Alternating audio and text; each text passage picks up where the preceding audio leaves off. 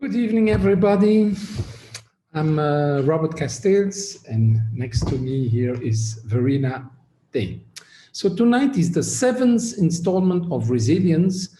Resilience is an online project of which I created a first soundtrack, invited musicians, a dancer, Soufri Jouahir, and a writer, Verena Day, to participate. And they all chose a segment of the piece on which they built their own artwork. And over so many Thursdays of October and November, we are showing this one by one.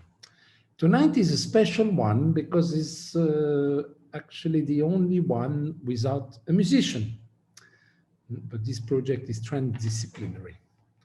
So, as per our little internal rule, the soloists, as I call them, they don't see in advance, they discover as we went tonight at 8 p.m. So my first question is to Verena.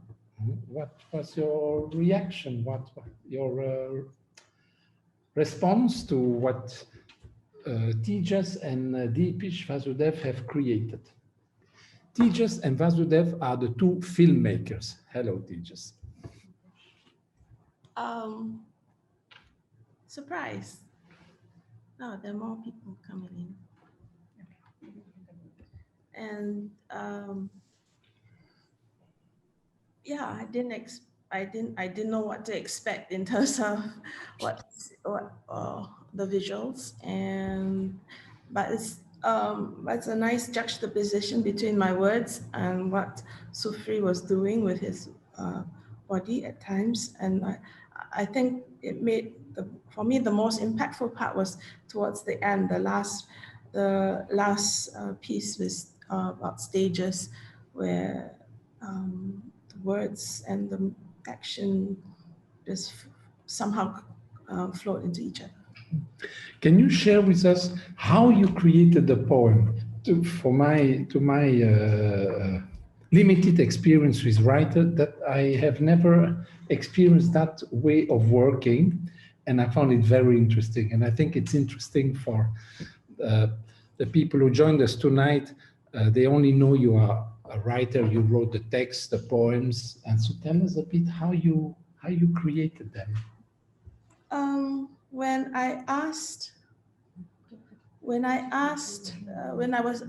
Robert asked me to do this project, immediately I thought, okay, it's a collaborative project and it's multidisciplinary, and I come from a collaborative tradition. So my first instinct, okay, I can't just generate the text on my own. I have to get input from all the other collaborators. So I devised a questionnaire, which I sent out to all the collaborators, and they came back with answers. And the answers gave me a starting point on how to craft the images, as well as to how to perhaps shape my thought. Yeah. So that was one level of research. Another level of research was listening to Robert's text, his music, and then just responding with associative images that came into my head. Then I also did various readings on the internet on various topics and issues, and then also drawing upon my own life experience. And I came up with a series of poetic texts. And because I knew that this ultimately, the video that you see would depend very much on what Tejas and Deepesh crafted. Even though I wrote an array of texts, it was really up to them to choose which texts were suitable or that flowed with their vision. So I could not be precious about the text and say, oh, this must be kept, that must be kept. Yeah.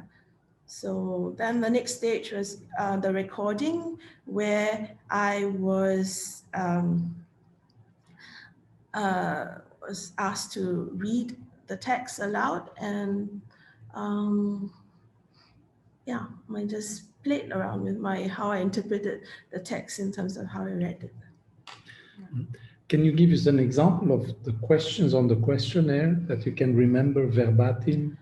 Some of the questions were basically, okay, what was life like before COVID? What was life like for you during the circuit breaker?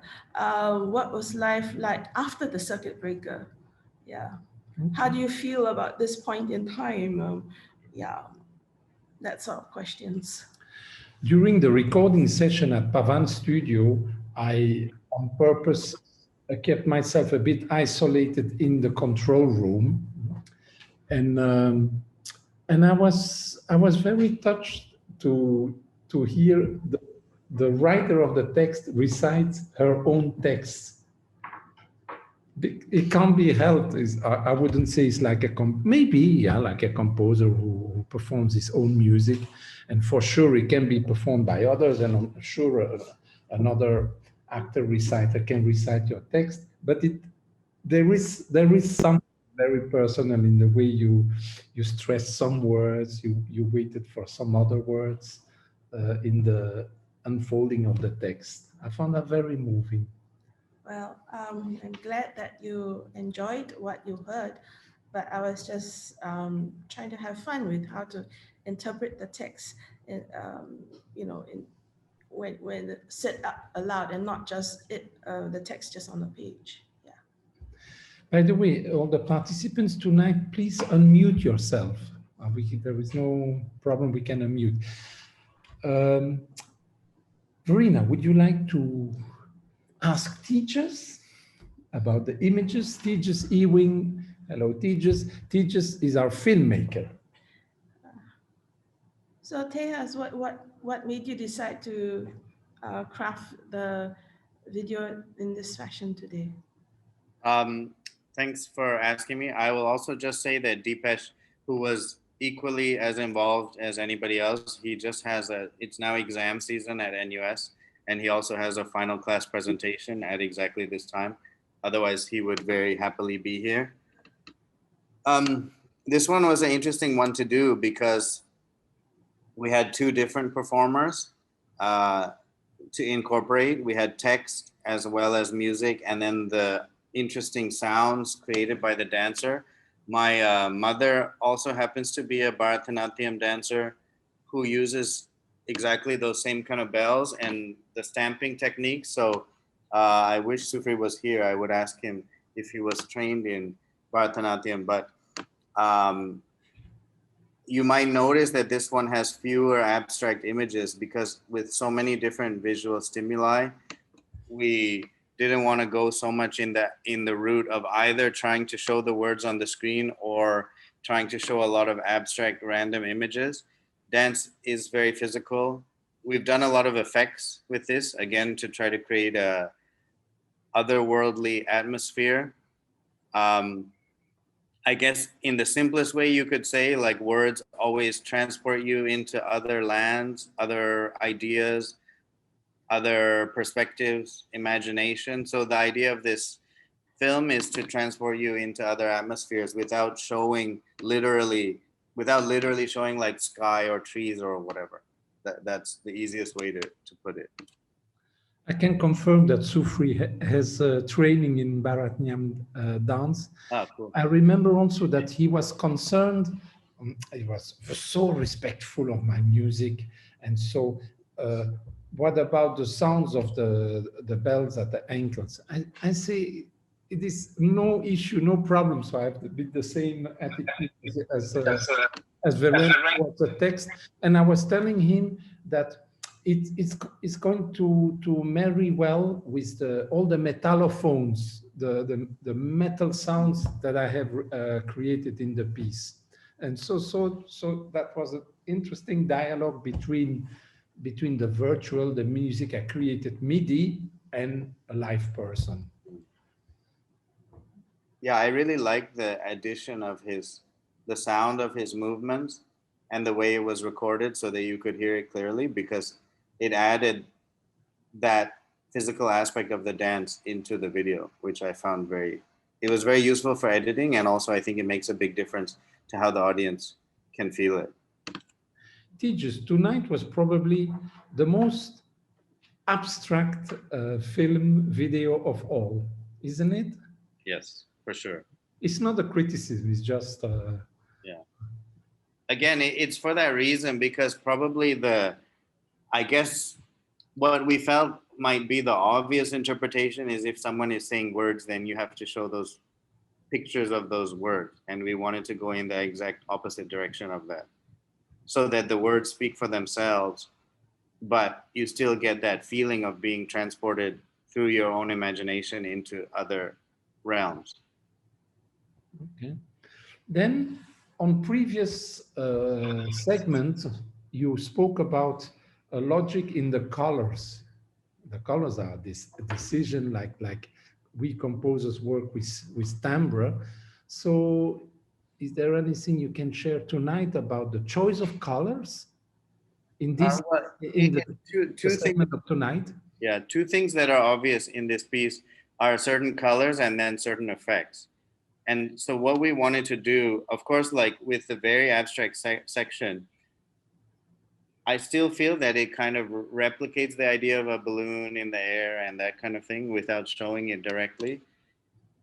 And I guess in the most classic sense from a film point of view, it's quite funny. It's just like it's a funny little inside joke for filmmakers. But in a film, a balloon, if there's only one balloon, 99.9% of time, it's always going to be red.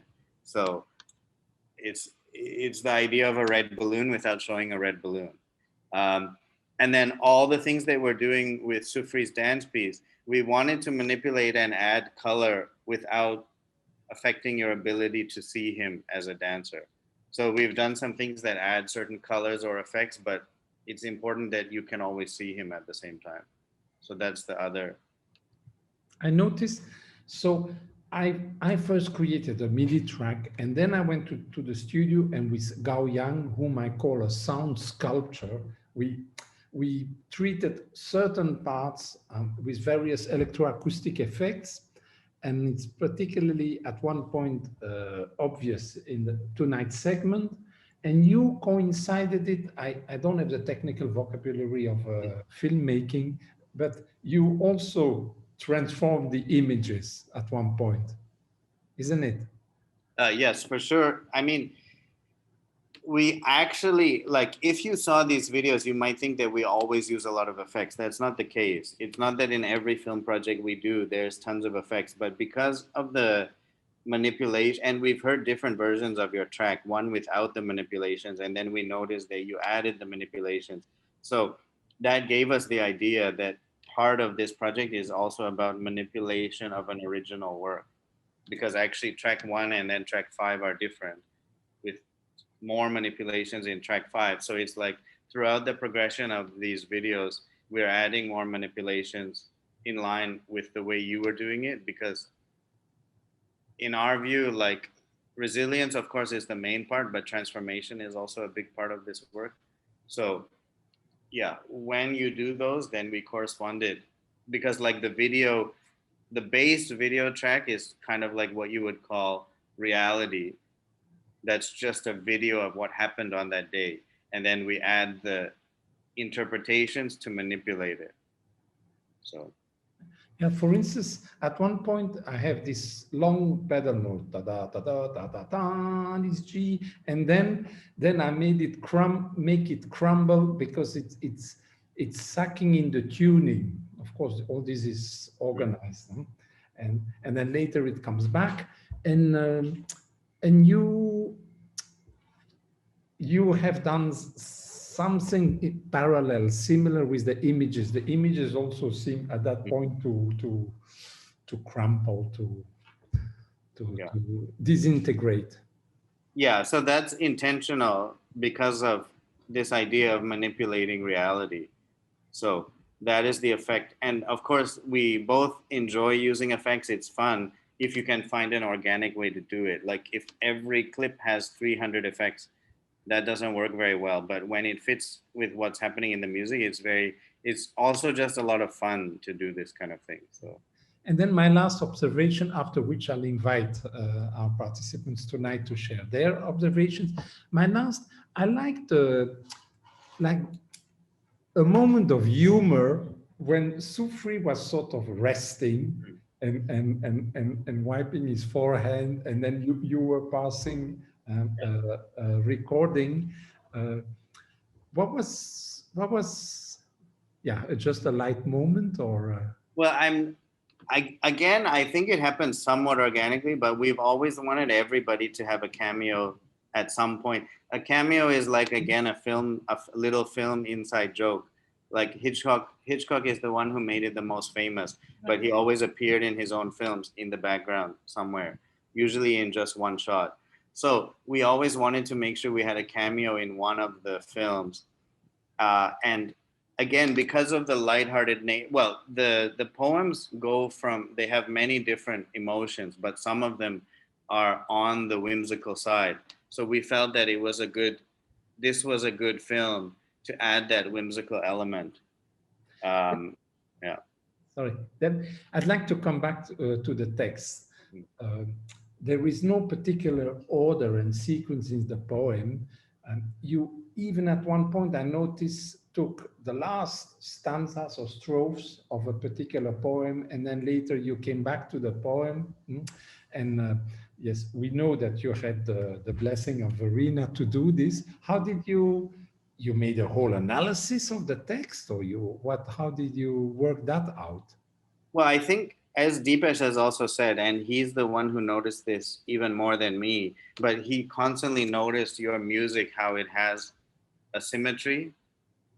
So we have also been playing around with that theme of symmetry. So the idea of starting with part of a poem and then finishing with that part of a poem, it kind of fits in with our interpretation of your symmetry of your music. Oh, okay. Interesting. Okay. And of course, I will say that I've worked with Verena more than once, and she always says, feel free to interpret the text as much as you want, which is, of course, very helpful. Because when you're editing, if we had to stick rigidly, because I feel like the way it ends is very nice. And so I like that ending, and I like the fact that it connects back to the beginning. And so it's very nice that we are able to manipulate the things as we wish. Thank you. Marina, is still something you would like to share about how the text and the image and the dance interacted? I really have no thoughts at the moment, because, but I'm just so glad it's finally somehow together after all these months of working on this project. So it's like to finally see it come together. That's great. Yes, we started beginning of August. We recorded end of August. Then most of September was editing, and then every week of October, November, one sequence. So it's true. It's August, September, October, 3 months. And certainly, like, I remember that the things that I wrote in the questionnaire, I can recognize them in the text. So I would think that everybody who filled the questionnaire will find it very interesting to notice the questionnaire wasn't just like for fun. Verena actually used it to incorporate those ideas into the text. It wasn't just an abstract idea. I've also recognized here and there one word, one adjective, my little pebble. Bruckner Symphony. Yes. And then they have strawberry and things like that. Yeah. Okay, Lance, good evening. Do you have something you would like to share or ask? Hi, Lance. Hi. Thanks, folks, for this lovely series of events, and really been enjoying catching it as much as I possibly could, although I also teach on Friday mornings and have not caught as much of the live part of it as I would have liked. But I guess I have one question jumped out at me about this particular one. And that was, what about the dress of the dancer? Of all things in COVID, when we shed our business attire and are generally dressed far more casually than we might otherwise be, he's wearing, and of course, a dancer too. You can see he's constrained somewhat. I mean, and of course, art is a discipline as well, and lovely things can come out of constraints. But I'm just interested if anybody thought about that in its relation to the rest of the work. I remember Soufri asking me the question at one point, you know, as soon as we talk about video recording, and then obviously for him. And I say, no, I have no criteria or rules or even advice. I think it's part of your creation, and I trust. I really trusted in this project. Of course, I chose. Every participant is a fantastic artist, so I knew the result was going to be excellent. So but I had no control, and I'm a conductor, so control freak, right? That's part of that part of my life. And here it's a very interesting life journey for me to let go. Robert actually, in his instruction to all the artists for to prepare us for the recording, he did give us a dress code. Is it? Yes. Oh, I forgot. Yes. Oh, really? And what was the dress code, ladies? A colored top, long sleeve. Oh, yes, because this is to avoid, I know teachers can say why. have thanked me for that. Yes? Yes, he said, hi, good evening, everyone. We are always hiding. He said, please avoid boring black, as all musicians always appear in boring black. That was textile, his dress code. Correct. No, always this Undertaker black. So Lance, seriously, especially for Soufri, that's part of his, fortunately he can't be with us tonight, but that's part of his decision. And I've also find it interesting that he didn't come in pseudo-ethnic Indian imitation or just in plain Indian. That's totally his decision. Mm-hmm. And it was, I mean, the contrast of sort of a suit jacket and then the bells on the ankles was interesting as well. Yes, because it's not pure an Indian piece of music or an Indian dance. Yes. Yes, John, my friend John. Oh, we are always excited and looking forward to hear John's response. Hi, John. Hi, congratulations to everybody. It has been a very interesting experience because I've watched every one, and I've intentionally perceived the space between, so a week between, and I'm interested in just the psychology of that, the mind space of experiencing this once a week for 2 months. So that's been my own project in this. And it does create a bit of a dream space. And I found since the past couple of episodes, I feel on the day that it's going to happen that I'm going to experience the dream again. And so it has this sense of anticipation. It's quite interesting. It's not like watching a serial on TV, or a Korean soap opera serial. It's this, but it has similarities too, I suppose, in that there's the space in between if it's once a week episode, and you ruminate during that week of what it is. And tonight, there's one word that really comes to my mind very strongly, and that's counterpoint. It's not so much counterpoint a la Palestrina as it might be counterpoint a la John Cage, perhaps, in a happening, or because I think each strand stands on its own. It has its own existence by itself. For me, it felt like the words were preeminent. And Verena, congratulations on poetry that is very simple and straightforward, and yet suggestive of infinite possibilities, which is, I think, what poetry aspires to do, to get out of its own way. Then, and I liked the simplicity of that. And in this particular counterpoint, which is the relationship of lines, right? You have film, you have spoken text poetry, you have dance, and then you have music, and it's all going at you full on, constantly. So my mind had somewhat a confrontational experience of the counterpoint, and found that there was, if there's a struggle, it's in my mind only, because the presentation is neutral to this, because one does not know the other. Then, and it is the coincidence of putting these layers together, not unlike modular art, I suppose, in that each can virtually stand on its own in that sense. And the coming together created something else. I'm not sure what it's created yet. Maybe one needs to wait until it's all over to see what it actually creates outside of itself. You're very right, John. These different elements, it can go awfully wrong. I didn't say that. No, but I know out of experience, it can go wrong. It can go wrong when one art form is like accompanying, illustrating another, or when it's just too much, and all the time the perceiver, the listener is nearly all the senses get assaulted at the same time, continuously.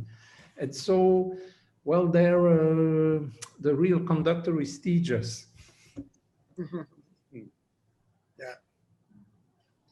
And so when you're referring to counterpoint, can you guys explain more what that means in musical terms? Well, it comes from the Latin, punctus contra punctum, because in the Middle Ages, all the terms in music had Latin words. So, and punctus was a kind of value, a rhythmical value. So it's in one line to write one note, and in another line, in another voice, to write another note, and how these two melodies evolve. Have I explained that, John? What do you think? Yeah, that's an explanation of the words, what the word counterpoint, but it is essentially the nature of line and the relationship of lines, then, and space between lines. And on one hand, you can have complete independence of lines. And historically, going back to a period within the Middle Ages called the Ars Nova, which is about 1400, circa 1400, with Adam de la Halle and Guillaume de Machaut and some wonderful people like that. You may actually have completely different pieces, a bawdy lewd folk song and a religious votive song, and all put together. And it creates something extraordinary. And then you get to the late Renaissance, Palestrina, let's say, where every single square atom, every atom is controlled in how it moves and where it can go and what its relationship. It's a matrix of the highest order in that sense, and with little variance. So you have these extremes, and but counterpoint is what we live every day. It is the multiplicity of life. Then it is multitasking. It is the baby's crying, the phone is ringing, and the soup is boiling, and somebody's ringing the doorbell. God, what do I do? And you alluded to it before, John, but you said Cagean, and that you're thinking of, like, for example, the Merce Cunningham Cage collaborations, where pieces, the works were composed or thought of, conceived independently, and collided during the performance. Sure. And went along independently, and counterpoint was, well, in part constructed in the minds of the audience, or accidental, and yet another kind of counterpoint. Points in space that where they did that work. But I think, in all fairness, they knew each other quite intimately. Whereas I was thinking more of the happenings where he really did not know what would happen with group A, person B, group C, group D. Let's put them together and let's just see. It may That's be what I controlled. mean. I'm sorry? That's what I mean. It can give a wonderful result, and it can also go wrong sometimes. It's risky. Yes.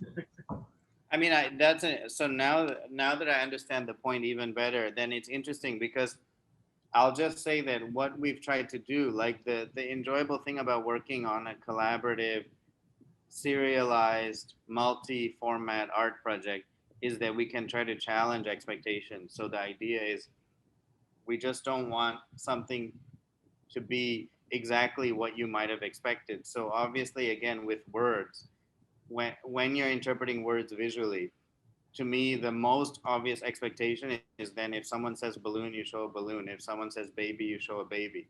So that is, in terms of different lines running at different times, that's one thing that we didn't want to do. So I would say that is what our goal has always been, is don't show something that the audience might have clearly expected, and challenge those assumptions a little bit so that different aspects of the work come out.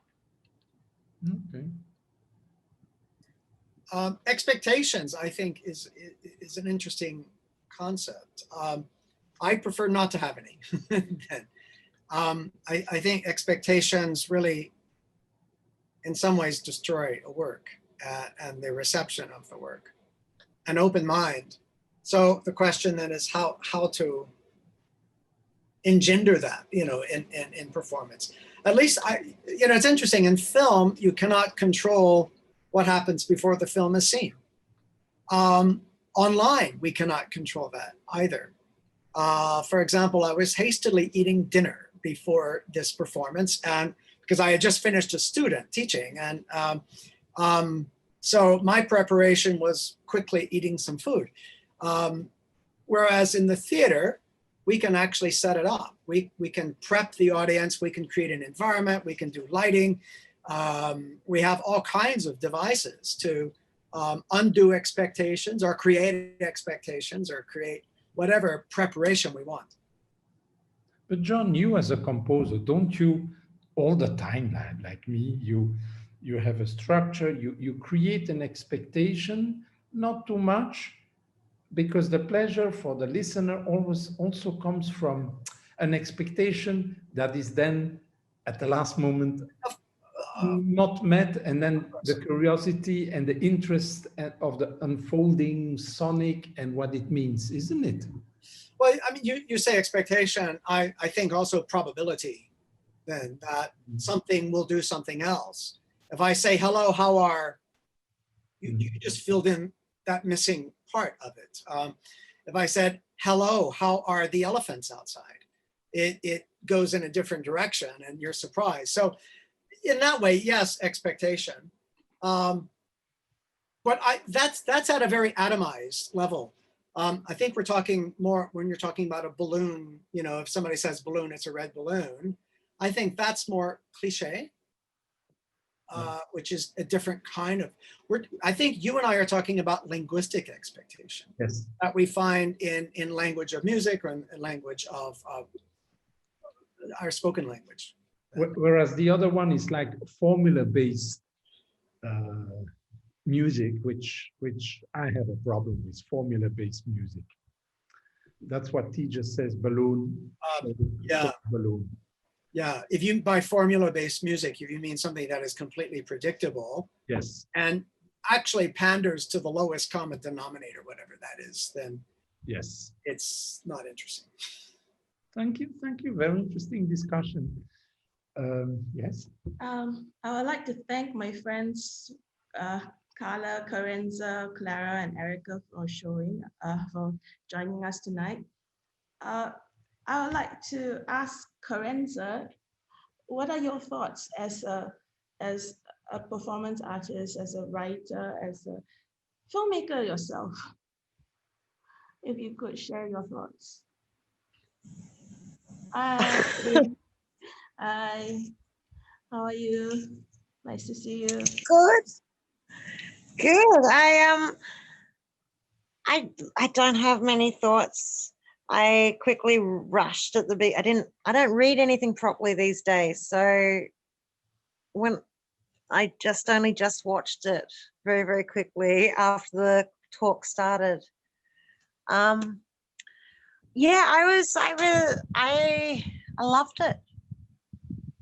I loved it. I enjoyed watching it very much. I wish I could talk to Sufri about how he created his work and you know how much of it is structured improvisation and how much is not. That's something I'm really interested in myself.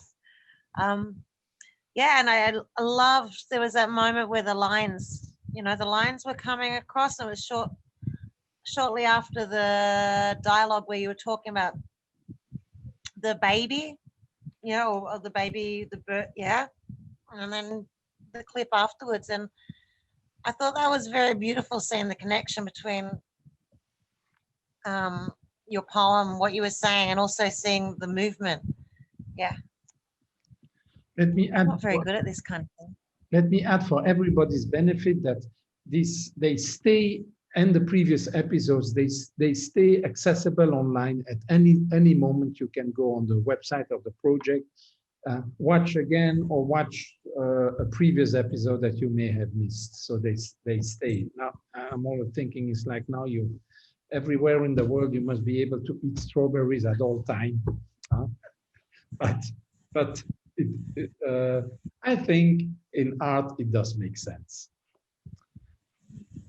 So, Erica, how did you like the contrast between movement, text, music as a budding theater maker? Hello. Hello. So good to see all of you. Yeah, no, I thought that the music was really interesting, like how it went together with everything else. Like it was kind of dissonant, and then you could hear some like elements of, like I think it sounded really dissonant and started, and then like started to take some forms of more tonal forms. You're like, okay, I recognize something. And I actually really thought the combination of Bart and Atom was really interesting. Like could hear the bell together with the MIDI sounds, and I thought that was a combination I'd never heard before. So like, wow. And yeah, great work, Farina. And Robert, thank you for letting me know about your project, and I am so happy for the both of you. Hala, how did you like the contrast of text and music? Hala, are you there? Hala. Clara, what are your thoughts about the text? How did you like it contrast with the music and the movement and the visuals? Would you like to share your thoughts? You know, it's often said about some project that it's collaborative, but this is really a collaboration. Maybe one of the most collaborative projects I have ever done, where I really let go and had no idea where it was going, but actually I was very peaceful and serene. And it was also a very, although we met each other only one time in that weekend, half of the team on a Saturday, one after the other half on the Sunday, and then we meet in the web chats. All the rest, we were communicating, but everybody was working from his home. That's COVID. And it, for me, it has been a very humbling and rich, and I really mean it. It's not just some formula to fill the time. A humbling and on a human point of view, and very enriching experience. And after all, we do all these projects. We work very hard, and then it's done, and then do the next. For me, I've reached a point in life where it must also have a a non-artistic meaning, and perhaps there isn't this dichotomy. It's life and art. It's all hand in hand, heart in heart. So for that, I thank every collaborator, and I thank the National Arts Council. Thanks to this, the subsidy, the digital IT grant, I was able to execute this project. Now that sounds like a goodbye. Is there still room for another comment or two here? Yes, sure. I've got a question. So I thought the film was interesting in a way worthy of mention, in that there were distinctly different styles that created a structure over the time of the video. And it's a bit unusual to see raw film direct footage, of Verena reading with, not processed at all. And then at a different part be in a totally abstract space. And then in another part be in a manipulated space. I mean, that kind of stylistic breadth all within one piece is not usual, right? Usually, you see abstract pieces or whatever document style, but it hung together, and I don't mean to say it didn't. In fact, it provided a beautiful structure. And I have to say, the part near the middle with the colors, just before the smoky part, was absolutely stunning. The colors were just beautiful. It really is knocks one off one's feet. And but I also, I guess I have a question to follow up on that. So the editor really gets the last pass, right? And in a way, it has a huge effect on shaping. Although the music never gets manipulated in the same way that the images do by the editor. Am I correct in saying that? Absolutely true. Before Tejas answer, I want to say, because Tejas keeps telling me I'm not a musician and this and that, but he has such and I have not analyzed anything. I have not told him, please, at 2 minutes and 50 seconds there something. Can you not touch it? So none of that. And really, I feel as if there is nothing, as he has analyzed it, he has, Tejas, you felt it so right. There is nothing. I think in the very first video, I suggested, because I was very careful, I promised to let go, not to control. I suggested that image maybe one second earlier. There are two of these tiny on the whole piece. That was a 19 minutes. All the rest, I just said, it feels right. It sits. There is a gravitas. Yes. Yeah, so I'll also comment on what Robert was saying before. Definitely, you have been very open-minded in this process. So, and those two very small changes that you suggested in the first one were very useful, and they were correct in terms of what we were trying to achieve. And then in terms of your comment about the different types of things that are happening at the same time, I think that what we're trying to, okay, I don't want to say too much because I don't want to give away too much about the final one, but I will say that it's leading in a certain direction that is, these are kind of like tests for the audience to see to what extent they handle it and enjoy it. So the elements of like the multiple things going on in the same video, there's where it's kind of like preparation, you could say.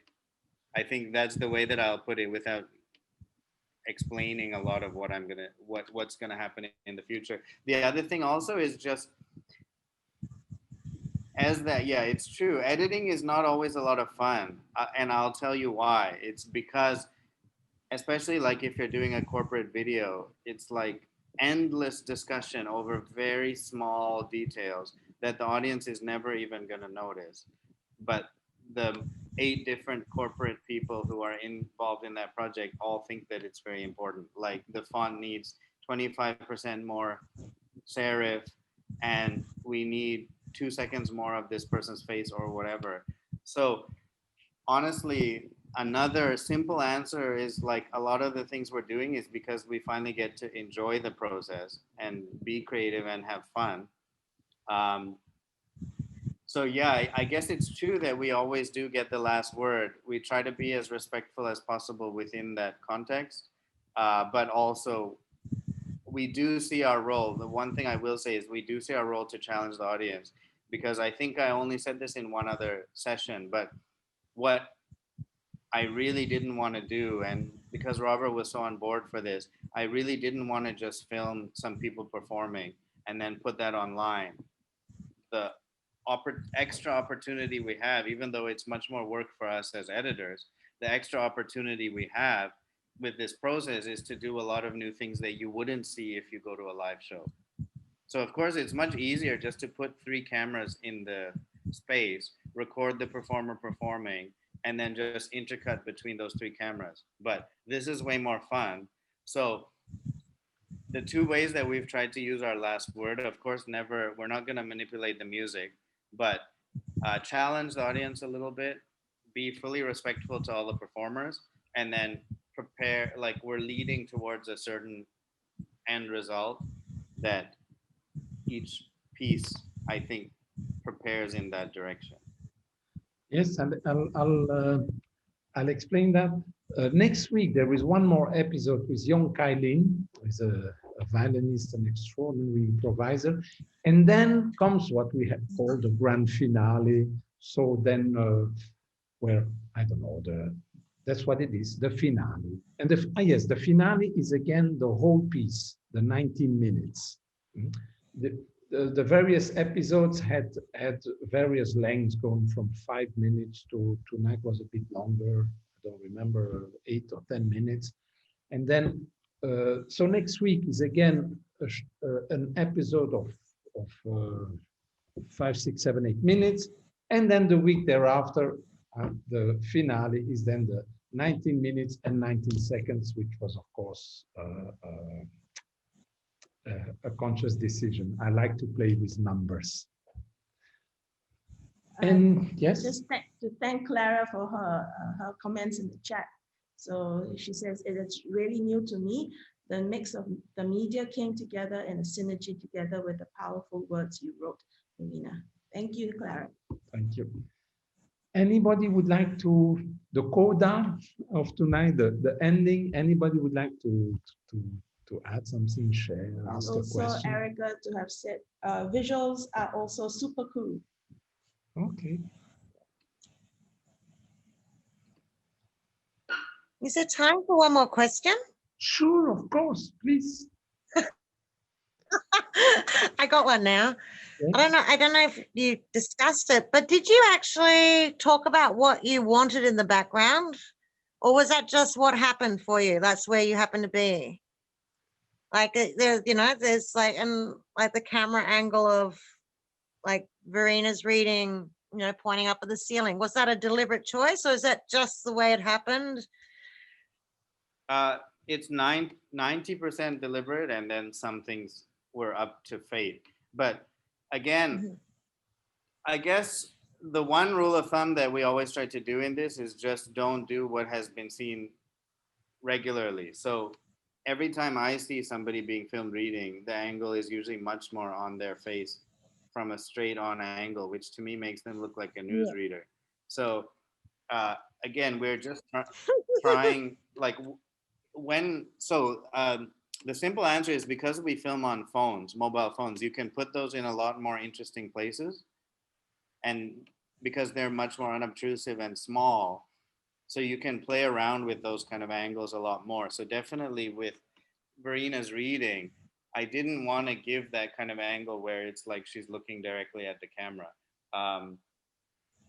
And that's something I teach my students as well. If you're going to use mobile phones, please try to take advantage of the features of them. You can put them anywhere. They fit in very small spaces. So that one is hidden right on a music stand. And then of course we adjusted the angle to get a cool angle.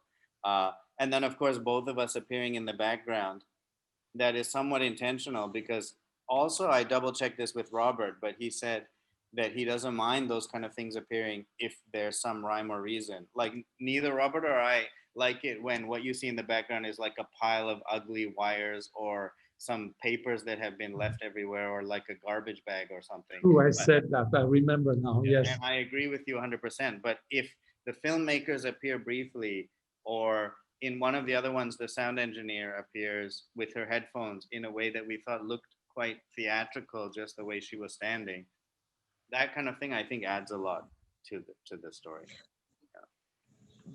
I actually really agree with what you're saying about this use of handphone or Zoom or whatever. Like it does free up all these different sort of more intimate type of, different things.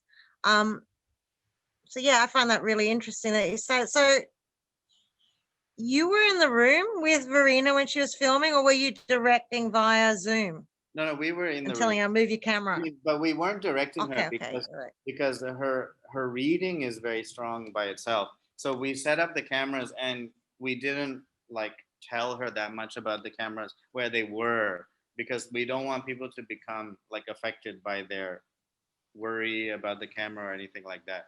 But we were in the room, but not like constantly stopping people to direct them or anything like that. The way we filmed every performer was we set up everything before they started, and then we would tell them that we might move around during that time and not to worry about it. And that's how we filmed. We were in a recording studio, in a professional recording studio.